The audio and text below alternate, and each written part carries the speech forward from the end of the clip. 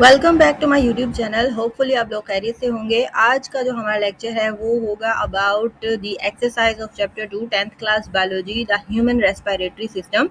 तो इंशाल्लाह हम इस लेक्चर में कंप्लीट एक्सरसाइज को सॉल्व करेंगे, उसके एमसीक्यूज शॉर्ट एंड लॉन्ग। ठीक है, सो आप लोग अपनी नोटबुक जो है और बुक्स वगैरह जो है वो रेडी रखेंगे, आप लोग मार्क करते जाएंगे साथ साथ। ठीक है, फर्स्ट ऑफ ऑल सबसे पहला हमारा एमसीक्यूज है breathing means.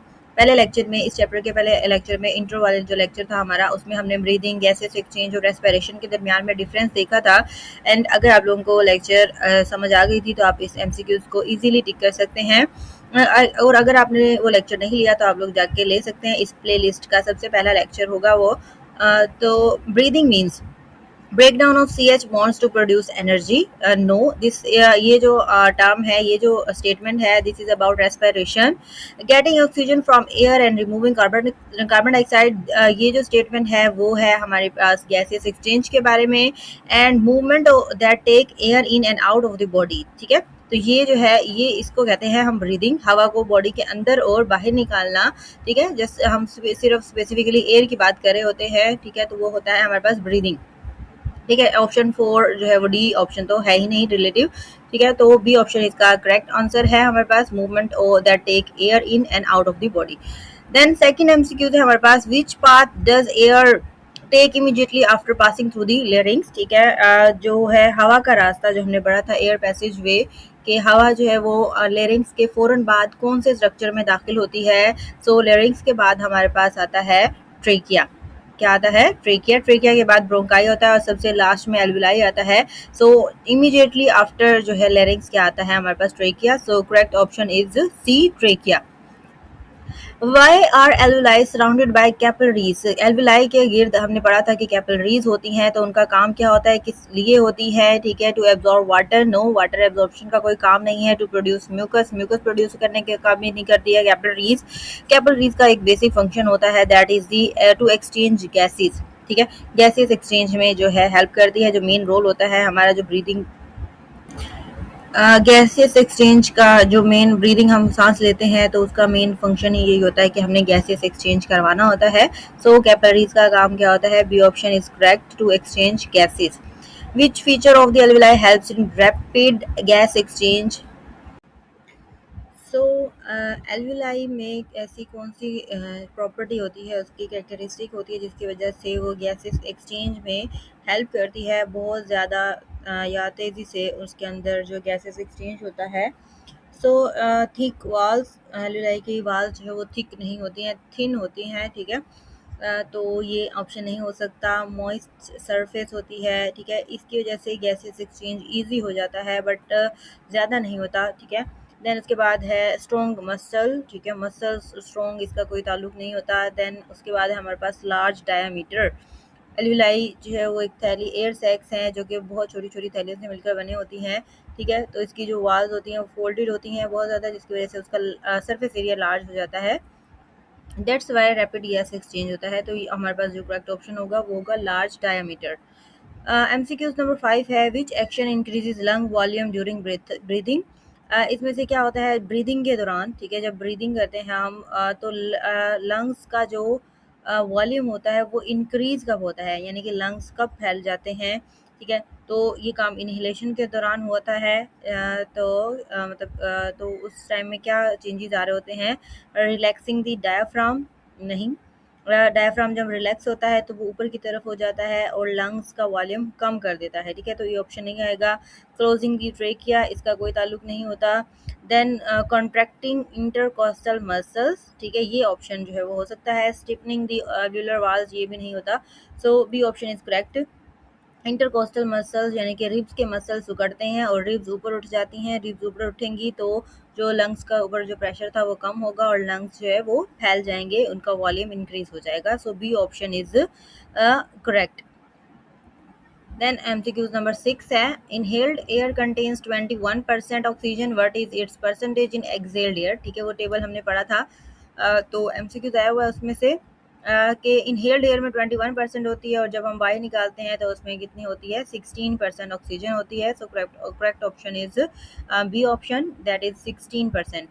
Which factor controls the breathing rate, breathing rate को कौन कंट्रोल करता है? तो वो हमने पढ़ा था कि जो हमारी ब्रीदिंग होती है या जो हमारे ब्रेन में जो सेंटर होता है रेस्पिरेशन के लिए, ब्रीदिंग के लिए, सो वो सेंसिटिव होता है कार्बन डाइऑक्साइड इन ब्लड, ठीक है।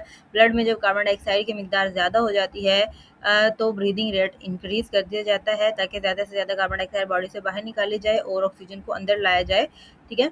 So carbon dioxide in the blood is the factor which controls the breathing rate, ठीक है। सांस लेने के जो अमल है उसकी रफ्तार को कार्बन डाइऑक्साइड कंट्रोल करती है। मोस्ट इंपॉर्टेंट पॉइंट है यहाँ पर, ठीक है। बाज लोग जो है वो जल्दी से ऑक्सीजन को टिक कर देंगे, ठीक है, लेकिन ऑक्सीजन नहीं आता है, इसका जवाब क्या आएगा? कार्बन डाइऑक्साइड आएगा।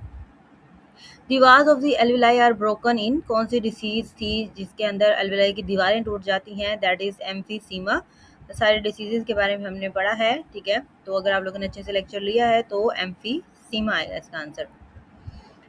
9 smoking leads to lung cancer by, smoking जो है वो कैंसर काज करता है, क्यों?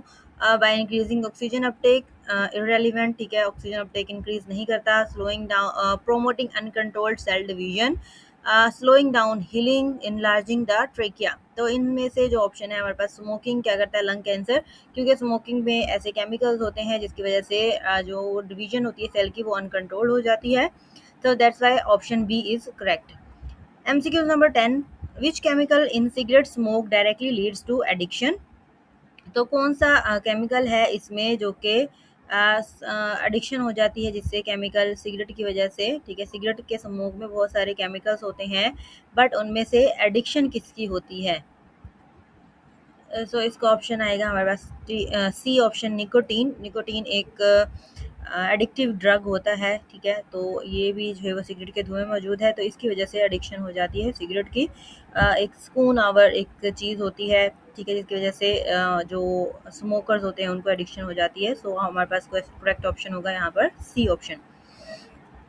देन उसके बाद है शॉर्ट क्वेश्चंस, ठीक है, उनको देख लेते हैं हम। Differentiate between gases exchange and breathing, and differentiate between breathing and cellular respiration. तो ये तीनों टर्म्स हमने पढ़ी हैं चैप्टर के बिल्कुल फर्स्ट लेक्चर में। हमने इन तीनों टर्म्स के बारे में देखा था, इनके दरमियान में डिफरेंशिएट किया था। तो आप लोगों ने इसकी डेफिनेशन लिखनी है, दरमियान में लाइन लगाएंगे पेज के, और एक साइड पे गैसेस एक्सचेंज और एक साइड पे ब्रीदिंग लिखेंगे, ठीक है। और क्वेश्चन नंबर 2 के लिए एक साइड पे ब्रीदिंग और दूसरी साइड पे सेलुलर रेस्पिरेशन, ठीक है। तो थोड़ा सा मैं बता देते, गैसेस एक्सचेंज में हम सिर्फ गैसेस की बात करते हैं कि बॉडी में हम क्या करते हैं, कार्बन डाइऑक्साइड को बाहर निकालते हैं और ऑक्सीजन को अंदर करते हैं, ठीक है, अंदर लेके जाते हैं, ठीक है। गैसेस एक्सचेंज हो गया। ब्रीदिंग में हम क्या करते हैं, हवा को, एयर की बात करते हैं ओवरऑल, ठीक है। एयर को inside and outside the body जो हम निकालते हैं उसका जो है ब्रीदिंग हो जाता है।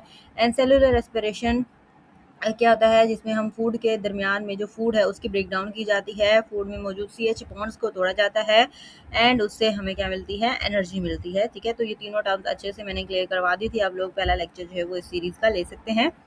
क्वेश्चन नंबर 3 है, what is the function of cartilage present in the walls of trachea and bronchi? ये हमने पढ़ा था। क्या फंक्शन होता है कि ट्रेकिया और ब्रोंकाई की वॉल्स में कार्टिलेज का फंक्शन कि ये वो क्या करता है, इनकी वॉल्स को, ये जो ट्रेकिया और ब्रोंकाई है उनको हार्डन रखता है और इनको आपस में कोलैप्स नहीं होने देता, चाहे इनके अंदर हवा मौजूद हो या ना हो, ठीक है। तो इनको जो है हमेशा खुला रखता है। What is the average breathing rate in human at rest and during exercise? तो हमने सिर्फ उसका एवरेज रेट लिखना है, दैट इज़ रेस्ट के टाइम में क्या होता है, 16 to 20 टाइम्स पर मिनट, एंड ड्यूरिंग एक्सरसाइज कितना हो जाता है, वो 30 to 40 टाइम्स पर मिनट, ठीक है। तो ये सिर्फ आपने लिखना है ब्रीदिंग रेट एट रेस्ट, ठीक है, and breathing rate during exercise, दोनों लिख के आप उसके रेट लिख देंगे जस्ट, और कुछ भी नहीं लिखना। क्वेश्चन नंबर 5 है, how does the structure of alveoli maximise the gaseous exchange? तो हम ये देखते हैं कि हमने इसका आंसर कहाँ से कहाँ तक लिखना है। Alveoli maximise gaseous exchange, gaseous exchange, गैसों के तबादले में एल्विलाई का जो स्ट्रक्चर है वो कैसे हेल्प कर, तो यहाँ पर है इसका answer. Thin walled pouches are called alveoli, thin walled होते हैं। Each alveolus is surrounded by blood capillaries, इसके अंदर ब्लड कैपिलरीज होती हैं जिनके अंदर ब्लड होता है डीऑक्सीजनेटेड। सो वो एल्विलाई से हवा लेती हैं, वो ऑक्सीजन ले लेते हैं। When air reaches alveoli, oxygen moves from air into the blood and carbon dioxide passes out of the blood into the air in the alveoli, ठीक है। तो ये यहाँ से आज तक आप लोग लिख लेंगे, इसका आंसर जो है वो हो जाएगा नेक्स्ट क्वेश्चन नंबर 6 है, list the symptoms causes and treatment of bronchitis. ठीक है, देखिए शॉर्ट क्वेश्चन में आया हुआ है, हमने ब्रोंकाइटिस के बारे में सब कुछ जो है वो लिखना है जो हमने पढ़ा था, that is bronchitis first disease जो हमने पढ़ी थी ब्रोंकाइटिस की, causes causes symptoms and treatment, यही सारी चीज़ें पूछी हुई हैं, तो ये तीनों आप लिख देंगे यहाँ पर इसकी।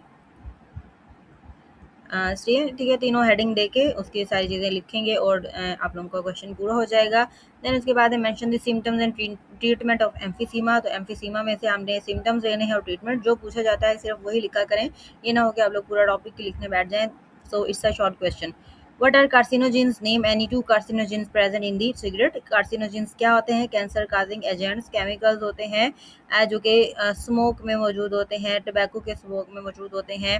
ठीक है, तो उनको हम कार्सिनोजेंस कहते हैं। सिर्फ दो के नाम लिखने हैं, that is nicotine, nicotine, formaldehyde, benzene, tar, ये सारी चीज़ें जो कि सिगरेट के धुएं में मौजूद है, हमने नाम पढ़े थे सबके। ठीक है, तो इनमें से आप कोई से दो सिर्फ नाम लिख देंगे। ठीक है, नाम पूछे हुए उन्होंने। Complete the following table. So inspired air and expired air वाला हमने टेबल पढ़ा था, तो वही हमने फिल करना है। इंस्पायर्ड एयर में 21% ऑक्सीजन होती है, एक्सपायर्ड में 16%। कार्बन मोनोऑक्साइड इंस्पायर्ड एयर में 0.04% होती है, एंड बाहर जब निकालते हैं तो वो 4% हो जाती है। नाइट्रोजन इंस्पायर्ड एयर में भी 79 होती है और एक्सपायर्ड एयर में भी 79 ही होती है। देन उसके बाद है लॉन्ग क्वेश्चन हमारे पास।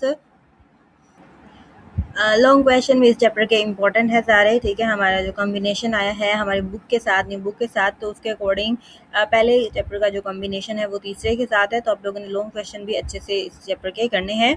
Explain the process of inhalation and exhalation step by step. तो इसके लिए हमने कौन सा टॉपिक करना है, मैकेनिज्म ऑफ ब्रीदिंग। ठीक है, इंस्पिरेशन, ठीक है, ये सारा लिखेंगे आप ब्रीदिंग के बारे में, इंस्पिरेशन के बारे में, एंड ये सारे डायग्राम बनाएंगे, एक्सपिरेशन, ये एक्सहेलेशन। ठीक है, यहाँ तक ये इसका टॉपिक जो है वो कंप्लीट हो जाता है। ठीक है, तो आप लोग इतना ही लिखेंगे, एंड उसके बाद जो है वो ये आप कंपोजिशन वाला एक टेबल भी बना सकते हैं लॉन्ग क्वेश्चन को अच्छा से बनाने के लिए। देन उसके बाद है write a short note on the major parts of the human air passage way. इंसान में हवा के रास्ते के ऊपर हमने नोट लिखना है, तो इसके लिए हम क्या लिखेंगे। ठीक है, एक पूरा लॉन्ग क्वेश्चन है। एयर पैसेज वे हमने पढ़ा है डिटेल में, दैट इज एयर पैसेज वे जिसके पार्ट्स होते हैं nostril, nasal cavity, pharynx, लैरिंग्स, trachea, bronchi, bronchioles and alveoli. ये 5 इसके स्टेप्स जो है वो आपने लिखने हैं, पार्ट्स लिखने हैं। ठीक है, इनके बारे में आप छोटा छोटा मेन पॉइंट्स जो है वो लिख देंगे, एक अच्छा सा लॉन्ग क्वेश्चन बनाएंगे, एंड उसकी डायग्राम भी जो है वो लाजमी बनाएंगे इसमें, तो आपका जो लॉन्ग क्वेश्चन है वो कंप्लीट हो जाएगा। देन थर्ड हमारे पास लॉन्ग क्वेश्चन है, describe the functions and location of bronchus, trachea and alveoli. तो पिछले में हमने यही चीज़ें लिखनी थी, पिछला जो क्वेश्चन था हमारा उसमें भी हमने ये चीज़ें लिखनी थी। ठीक है, लेकिन उसमें हमने पूरा डिटेल ज़्यादा थोड़ी सी लिखनी है, लेकिन इसमें हमने सिर्फ इनके फंक्शंस बताने हैं और ये बताना है कि वो कहाँ पर होते हैं, तो ये आप इन तीनों की हेडिंग्स में देख लेंगे। एंड उसके बाद है व्हाट, हो सके तो ये तीनों टॉपिक पूरे ही लिख दें। ठीक है, इतने बड़े नहीं है, तो लॉन्ग क्वेश्चन है तो हमारे जो है नंबर नहीं कटने चाहिए। What are the possible causes of lung cancer, causes of lung cancer, explain the harmful effects of the smoking apart from lung cancer. So इसमें क्या लिखना है, हमने लंग कैंसर के काजेज लिखने हैं, जो चीज़ें पूछी जाती हैं आप वही बताएंगे। ठीक है, लंग कैंसर की आप डेफिनेशन लिख दें, एंड उसके ये काजेज आ गए सारे, एंड फिर उसके बाद हमने लिखने हैं स्मोकिंग के इफ़ेक्ट्स लिखने हैं अदर देन लंग कैंसर। ठीक है, इफ़ेक्ट्स ये वाले अदर इफ़ेक्ट्स ऑफ स्मोकिंग लिखने हैं, तो छोटा सा हमारा लॉन्ग क्वेश्चन है, तो इसको आप लोग अच्छे से लिखेंगे। सो एक्सरसाइज हमारी कंप्लीट हो गई है। देन इसके बाद इंक्विजिटिव क्वेश्चंस हैं। what can happen to breathing if diaphragm stops working properly। अगर डायाफ्राम अपना काम करना छोड़ दे तो ब्रीदिंग पे क्या असर पड़ेगा। तो ऑब्वियसली हम ब्रीद नहीं कर पाएंगे, सारा काम ही जो है वो डायाफ्राम का होता है। ठीक है, डायाफ्राम जो है वो ऊपर नीचे नहीं होगा तो ब्रीदिंग करना क्या हो जाएगा, मुश्किल हो जाएगा। सो आप लोग ये बताएंगे कि डायाफ्राम का इंस्पिरेशन में भी एक्सपिरेशन में बहुत अहम रोल होता है। सो इसके बगैर जो है वो ब्रीदिंग मुमकिन नहीं होगी। Why is it dangerous when smoke particles settle inside lung? Smoke के पार्टिकल जब इनसाइड लंग जो है वो बैठ जाते हैं तो क्या असर पड़ता है। अगर ये लंग की सरफेस को कवर कर लेंगे तो जो गैसियस एक्सचेंज का एरिया है वो कम हो जाएगा। ठीक है, सो इसलिए ब्रीदिंग में मसला होगा, सांस लेने में प्रॉब्लम होगी, तो ये सारा आप लोग लिख देंगे। वाई डज द ट्रेकिया है C shape cartilage ring while bronchioles do not have them. मतलब सी शेप होते हैं कार्टिलेज ट्रेकिया के अंदर, ठीक है, लेकिन ब्रोंक्यूल जैसे जैसे ट्रेकिया ब्रोंकाई में ब्रोंक्यूल्स में डिवाइड होता है, ट्रेकिया ब्रोंकाई में कार्टिलेज होता है, लेकिन ब्रोंक्यूल्स में वो कम होता जाता है, ठीक है, क्योंकि वो फेफड़ों के अंदर होते हैं और उन्होंने क्या करना होता है, सख्त मतलब वो ज़्यादा नहीं हो सकते, तो उन्होंने जो है वो कॉन्ट्रैक्ट और रिलैक्स करना होता है, जिस वजह से जो है वो आगे डिवाइड होने की वजह से ब्रोंक्यूल्स के अंदर से जो कार्टिलेज है वो ख़त्म हो जाता है। कार्टिलेज रिंग नहीं होती हैं ब्रोंक्यूल्स के अंदर, थोड़ी सी डिस्क रह जाती हैं, ठीक है, लेकिन जब वो मज़ीद आगे डिवाइड होते रहते हैं ना ब्रोंक्यूल्स में या alveolar डक्ट में, तो वो ख़त्म हो जाता है। During asthma attack patients feel harder to exhale than to inhale, why is it so? जब अस्थमा का अटैक होता है तो वो कहते हैं कि एक्सेल करना मुश्किल होता है, मतलब सांस बाहर निकालना ज़्यादा मुश्किल हो जाता है एज़ कम्पेयर टू इनहेल। तो ऐसा क्यों होता है? क्यों होता है ऐसा? क्योंकि हमारे जो ब्रोंक्यूल्स हैं या ब्रोंकाई है उसमें सूजन हो जाती है एकदम से, और हवा जो है वो एकदम से वहाँ पर जाके फंस जाती है, ट्रैप हो जाती है, तो इस वजह से जो है वो वापस हवा बाहर नहीं निकल पाती है। तो यही सारे इंक्विजिटिव क्वेश्चन है जिसके आप लोगों ने अपने कॉन्सेप्ट से कि आपको क्या समझ आया इस चैप्टर में, वो उसके अकॉर्डिंग आप लोगों ने आंसर देना होता है। सो इतने कोई मुश्किल नहीं होते हैं, आप लोग थोड़ा सा ध्यान देके, थोड़ा सा जोर देके दिमाग पे आप लोग इनका आंसर लिख सकते हैं। सो हमारा जो चैप्टर है यहाँ तक, चैप्टर नंबर 2 हमारा आज कंप्लीट हो गया है, ठीक है, 2 चैप्टर 10th क्लास बायोलॉजी के हमने कंप्लीट कर लिए हैं। सो होपफुली आप लोगों को समझ आ गए होंगे। अगर आप लोग इस चैनल पे नए हैं तो चैनल को सब्सक्राइब लाजमी कीजिएगा और बेल आइकन को लाजमी प्रेस कीजिएगा, ताकि आपको आने वाले सारे लेक्चर्स आसानी से मिल जाएं। Thank you so much.